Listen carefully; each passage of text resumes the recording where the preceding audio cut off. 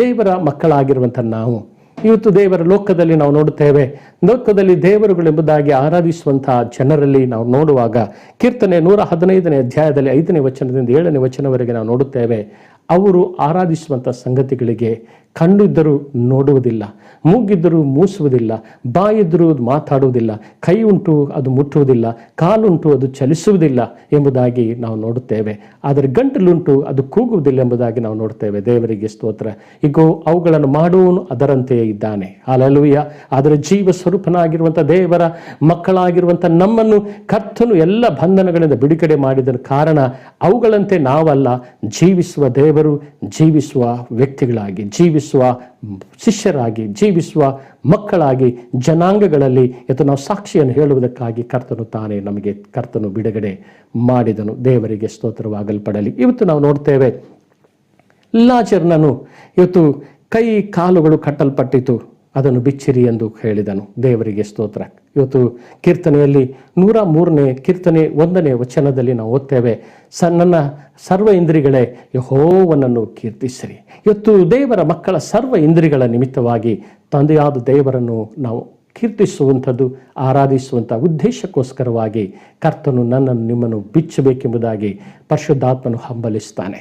ಕೈ ಇವತ್ತು ಬಿಚ್ಚಲ್ಪಟ್ಟಿತು. ದೇವರ ವಾಕ್ಯದ ನೋಡ್ತೇವೆ, ಕೈ ಬಿಚ್ಚಲ್ಪಡಲಿಕ್ಕೆ ಕಾರಣ ಕೀರ್ತನೆಗಳಲ್ಲಿ 149ನೇ ಕೀರ್ತನೆ 6ನೇ ವಚನದಲ್ಲಿ ಇವತ್ತು ನಾವು ನೋಡೋದಕ್ಕಿಂತ ಮೊದಲು ಅದೇ ಕೀರ್ತನೆ ಭಾಗದಲ್ಲಿ 47ನೇ 1ನೇ ವಚನ ನಾವು ನೋಡೋದಾದರೆ, ಸರ್ವ ಜನಾಂಗಗಳಿರ ಚಪ್ಪಾಳೆ ಹೊಡೆದು ಆತನನ್ನು ಆರಾಧಿಸಿರಿ, ಅರ್ಭಟದಿಂದ ಆತನನ್ನು ಆರಾಧಿಸಿರಿ. ಇವತ್ತು ದೇವರ ಮಕ್ಕಳು ನಾವು, ನಮಗೆ ಕೊಟ್ಟಿರುವಂಥ ಈ ಕೈಗಳು ಚಪ್ಪಾಳೆ ಹೊಡೆಯುತ್ತಾ ನಾವು ದೇವರನ್ನು ಆರಾಧಿಸುವುದಕ್ಕಾಗಿ ಇವತ್ತು ಕರ್ತನು ಅಪೇಕ್ಷಿಸುತ್ತಾನೆ. ಆಗ ಹೇಳಿದ ಹಾಗೆ 149ನೇ ಕೀರ್ತನೆ 6ನೇ ವಚನದಲ್ಲಿ ಕೂಡ ನಾವು ನೋಡುತ್ತೇವೆ, ಅವರ ಕೈಯಲ್ಲಿ ಇಬ್ಬಾಯಿ ಕತ್ತಿಯೂ ಇರಲಿ.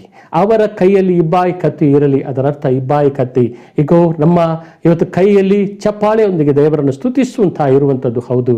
ನಮ್ಮ ಕೈಯಲ್ಲಿ ಇಬ್ಬಾಯಿ ಕತ್ತಿ ಅಂತಿರುವಂಥ ದೇವರ ವಾಕ್ಯವು ಯಾವಾಗಲೂ ನಮ್ಮ ಪ್ರತಿಯೊಬ್ಬೊಬ್ಬರ ಕೈಗಳಲ್ಲಿ ಇವತ್ತು ಇರುವುದಕ್ಕಾಗಿ ಆತನು ಬಯಸ್ತಾನೆ.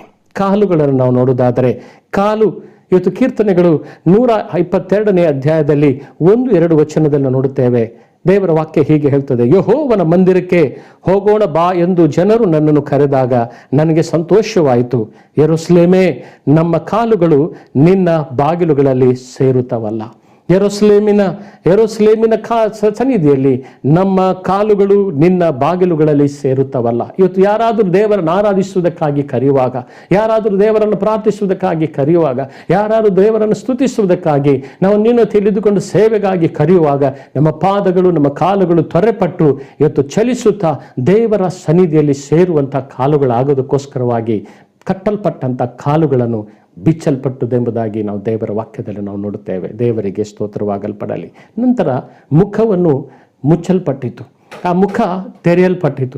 ಮುಖವನ್ನು ಬಿಚ್ಚುವುದಕ್ಕಾಗಿ ಕಾರಣ ಇವತ್ತು ದೇವರ ವಾಕ್ಯ ಹೇಳ್ತದೆ, ಕೀರ್ತನೆ 34:5ನೇ ವಚನದ ನೋಡುತ್ತೇವೆ, ಆತನನ್ನು ದೃಷ್ಟಿಸುವರಂಥ ಮುಖವು ಇವತ್ತು ಪ್ರಕಾಶವನ್ನು ಹೊಂದುವುದು, ಅವರ ಮುಖ ಲಜ್ಜೆಯಿಂದ ಕೆಡುವುದೇ ಇಲ್ಲ. ಹಲ್ಲೆಲೂಯಾ. ಇವತ್ತು ದೇವರ ಮಕ್ಕಳಾಗಿರುವಂಥ ನಮ್ಮ ಮುಖದ ಮೇಲೆ ಮುಸುಕುಗಳನ್ನು ಹಾಕಿಕೊಂಡು ಚಿಂತೆ, ದುಃಖ, ನಿರಾಸೆ, ದುಗುಡ ಏನೋ ಒಂದು ಇದ್ದೇವೆ ಎಂಬುದಾಗಿ ಇಡೀ ದಿವಸಗಳು ಇರುವಂಥದ್ದಲ್ಲ. ಆದರೆ ಅದಕ್ಕೆ ಬದಲಾಗಿ ದೇವರನ್ನು ಸ್ತುತಿಸುತ್ತಾ ದೇವರನ್ನು ಮಹಿಮೆ ಪಡಿಸುವ ಪ್ರಕಾಶಮಯವಾದ ಜೀವಿತ ಉಂಟಾಗುವುದಕ್ಕೋಸ್ಕರವಾಗಿ ಯೇಸು ತಾನೇ ಇವತ್ತು ನಮ್ಮ ಜೀವಿತದಲ್ಲಿ ಮಹಿಮೆಯುಳ್ಳ ಕರ್ತನು, ಆತನು ದೃಷ್ಟಿಸುವಂತೆ ಆತನು ನಮ್ಮ ಮುಖವನ್ನು ಪ್ರಕಾಶಿಸುವ ಹಾಗೆ ಮಾಡುವ ದೇವರು ಆತನು ಆಗಿದ್ದಾನೆ. Praise the Lord. ಹಲ್ಲೆಲೂಯಾ. ಅದೇ ರೀತಿಯಾಗಿ ಕೀರ್ತನೆಗಳಲ್ಲಿ 119ನೇ ಕೀರ್ತನೆ 18ನೇ ವಚನದಲ್ಲಿ ಕಣ್ಣಿನ ವಿಷಯದಲ್ಲಿ ನಾವು ಕಾಣುತ್ತೇವೆ, ಆತನ ಮುಖವನ್ನು ಪಟ್ಟಲ್ಪಟ್ಟಿತು, ಬಿಚ್ಚಿದರು. ಆದರೆ ಕಣ್ಣು ಇವತ್ತು ಬಿಚ್ಚಲ್ಪಡಬೇಕು, ಕಣ್ಣು ತೆರೆಯಲ್ಪಡಬೇಕು. ಕಣ್ಣು ಬಹಳ ಪ್ರಾಮುಖ್ಯವಾಗಿದೆ. ದೇವರ ವಾಕ್ಯದಲ್ಲಿ ಮತ್ತಾಯ ಸುವಾರ್ತೆಯನ್ನು ನೋಡುತ್ತೇವೆ, ಕಣ್ಣು ದೇಹಕ್ಕೆ ದೀಪವಾಗಿದೆ. ಇವತ್ತು ಈ ಕಣ್ಣು ದೇಹಕ್ಕೆ ದೀಪವಾಗಿದೆ. ಅದು ಮಾತ್ರವಲ್ಲ, ಈ ಕಣ್ಣು ದೇವರ ದರ್ಶನವನ್ನು, ದೈವಿಕ ಸಂಗತಿಗಳನ್ನು, ಪರಲೋಕದ ಮಹಿಮೆಯನ್ನು ಸಹ ಕಾಣುವಂಥ ಪ್ರಾಮುಖ್ಯವಾಗಿರುವ ಈ ಒಂದು ಅಂಗವಾಗಲ್ಪಟ್ಟಿದೆ. ಆದ್ದರಿಂದ ಈ ಕಣ್ಣು ತೆರೆಯಲ್ಪಡಬೇಕು. ಈ ಕಣ್ಣು ಇವತ್ತು ದೇವರ ವಾಕ್ಯದಲ್ಲಿ ನೋಡುತ್ತೇವೆ. ಇದೇ 119ನೇ ಕೀರ್ತನೆ 18ನೇ ವಚನದ ನೋಡುತ್ತೇವೆ, ನನ್ನ ಕಣ್ಣು ತೆರೆ, ಆಗ ನಿನ್ನ ಧರ್ಮಶಾಸ್ತ್ರದ ಅದ್ಭುತಗಳನ್ನು ಕಂಡುಕೊಳ್ಳುವೆನು. ನನ್ನ ಕಣ್ಣುಗಳನ್ನು ತೆರೆ, ಆಗ ನಿನ್ನ ಧರ್ಮಶಾಸ್ತ್ರದ ಅದ್ಭುತಗಳನ್ನು ಕಂಡುಕೊಳ್ಳುವೆನು. ನಮ್ಮ ಕಣ್ಣುಗಳು ತೆರೆಯದೆ ಹೋದರೆ, ಕಣ್ಣುಗಳು ಇವತ್ತು ನಾವು ತೆರೆಯಲ್ಪಡದೇ ಇದ್ದರೆ, ದೇವರು ತನ್ನ ಧರ್ಮಶಾಸ್ತ್ರದಲ್ಲಿ, ದೇವರು ತನ್ನ ಸತ್ಯವೇದದಲ್ಲಿ ಅನೇಕ ಅದ್ಭುತಕರವಾಗಿರುವ ಸಂಗತಿಗಳು ನನಗಾಗಿ ನಮಗಾಗಿ ಇಡಲ್ಪಟ್ಟಿದ್ದ ಸಂಗತಿಗಳು ಇವತ್ತು ಓದಿ ತಿಳಿದುಕೊಳ್ಳುವುದಕ್ಕೆ ನಮಗೆ ಅಸಾಧ್ಯ. ಆದ್ದರಿಂದ ನಮ್ಮ ಕಣ್ಣುಗಳು ತೆರೆಯಲ್ಪಡಬೇಕು, ಆತ್ಮಿಕ ಕಣ್ಣುಗಳು ತೆರೆಯಲ್ಪಡಬೇಕು.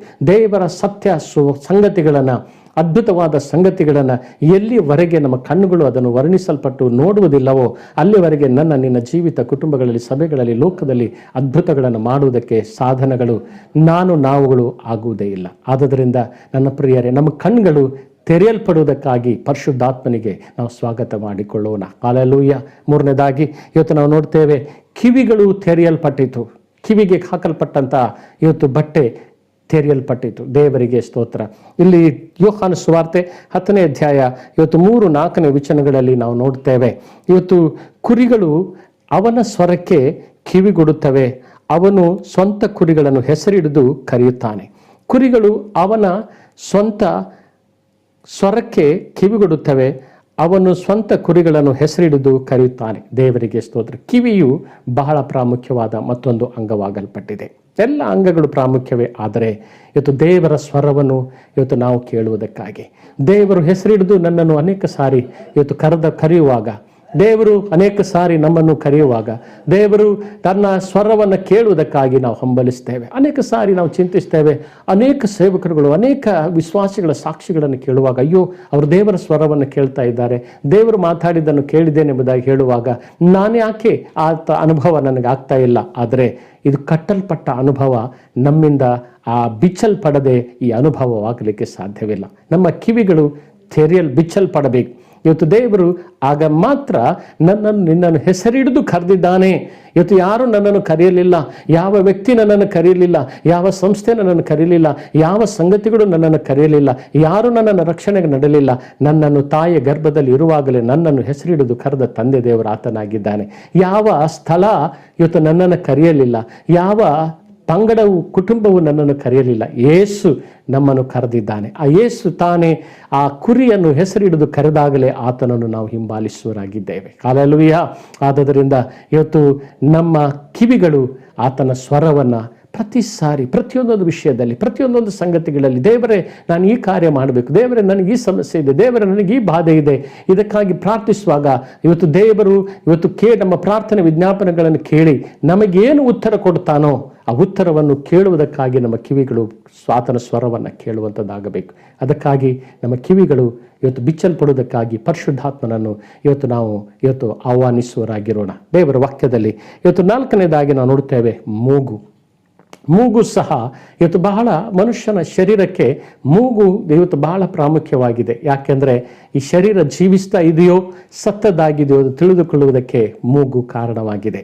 ಸಾಮಾನ್ಯವಾಗಿ ಒಬ್ಬರು ವೈದ್ಯರಾಗಲಿ ಯಾರಾದರೂ ಬಂದು ಸತ್ತಿದ್ದರೆ ಅವರು ಪರೀಕ್ಷಿಸುವುದು ಒಂದು ನಾಡಿ ನೋಡಿ ಅಥವಾ ಒಂದು ಮೂಗಿನ ಮೇಲೆ ಬೆರಳಿಟ್ಟು ಇವತ್ತು ಶ್ವಾಸ ಇದೆಯೋ ಇಲ್ಲವೋ. ಇವತ್ತು ನಾವು ಕರ್ತನನ್ನು ಆರಾಧಿಸುವ ಮಕ್ಕಳು ನಾವು ಹೇಗಿದ್ದೇವೆ? ಪ್ರಕಟಣೆಗಳಲ್ಲಿ 7 ಸಭೆಗಳಿಗೆ ದೇವರ ಆತ್ಮನು ಹೇಳುವಂಥ ಸಂಗತಿಗಳನ್ನು ನಾವು ನೋಡ್ತೇವೆ. ನೀನು ಜೀವಿಸುವನಾಗಿದ್ದೆಂಬ ಹೆಸರು ನಿನಗಿದ್ದರೂ ಸಹ ನೀನು ಸತ್ತವನೇ ಆಗಿದ್ದಿ. ಇವತ್ತು ನಾವು ಸತ್ತಂಥ ಸ್ಥಿತಿಯಲ್ಲಿ, ನಮ್ಮಲ್ಲಿ ಜೀವ ಶ್ವಾಸ ಇಲ್ಲದಂಥ ಸ್ಥಿತಿಯಲ್ಲಿ, ಇವತ್ತು ನಮ್ಮಲ್ಲಿ ಜೀವ ಉಸಿರು ಇಲ್ಲದ ಸ್ಥಿತಿಗಳಲ್ಲಿ ನಾವು ಇರಬಾರದು. ಇವತ್ತು ಜೀವ ಉಳ್ಳವರಾಗಿಯೇ ಇರುವುದಕ್ಕೋಸ್ಕರವಾಗಿ ದೇವರು ಕರೆದಿದ್ದಾನೆ. ಅದಕ್ಕಾಗಿಯೇ ಯೋಬನು ತನ್ನ 27ನೇ ಅಧ್ಯಾಯ 2ನೇ ವಚನದಲ್ಲಿ ಆತನು ಹೇಳ್ತಾನೆ, ನನ್ನಲ್ಲಿ ಜೀವವು ಪೂರ್ಣವಾಗಿದೆ, ದೇವರು ಊದಿದ ಶ್ವಾಸವು ನನ್ನ ಮೂಗಿನಲ್ಲಿ ಇನ್ನೂ ಆಡುತ್ತಾ ಇದೆ. ನನ್ನಲ್ಲಿ ದೇವರ ಇವತ್ತು ಜೀವವು ಇನ್ನೂ ನನ್ನಲ್ಲಿ ಪರಿಪೂರ್ಣವಾಗಿದೆ, ಪರಿಪೂರ್ಣವಾಗುತ್ತಾ ನಡೆಸ್ತಾ ಇದೆ, ಪರಿಪೂರ್ಣವಾಗುವುದಕ್ಕಾಗಿ ಅದು ಕಾರ್ಯ ಮಾಡುತ್ತಾ ಇದೆ. ಅಂದು ಆತನು ನನ್ನಲ್ಲಿ ಊದಿದಂಥ ಜೀವ ಶ್ವಾಸವು ಇವತ್ತು ನನ್ನಲ್ಲಿ ಮೂಗಿನಲ್ಲಿ ಇನ್ನೂ ಅದು ಆಡುತ್ತಾ ಇದೆ, ಅದು ಉಸಿರಿಸುತ್ತಾ ಇದೆ. ಅದು ಆ ಉಸಿರು ಇವತ್ತು ಆಡುತ್ತಾ ಇರುವುದರಿಂದಲೇ ಇವತ್ತು ಜೀವಿಸ್ತಾ ಇದ್ದೇನೆ, ಚಲಿಸ್ತಾ ಇದ್ದೇನೆ, ದೇವರ ನಾಮವನ್ನು ಕೊಂಡಾಡ್ತಾ ಇದ್ದೇನೆ. ಇವತ್ತು ಉಸಿರಾದಂಥ ದೇವರಿಗೆ, ಉಸಿರಾಗಿರುವಂಥ ನಾವುಗಳು ಉಸಿರಿನಿಂದಲೇ ಇವತ್ತು ದೇವರನ್ನು ಆರಾಧಿಸುವುದಕ್ಕೋಸ್ಕರವಾಗಿ ದೇವರು ಬಯಸುವನಾಗಿದ್ದಾನೆ. ದೇವರಿಗೆ ಸ್ತೋತ್ರವಾಗಲಿ.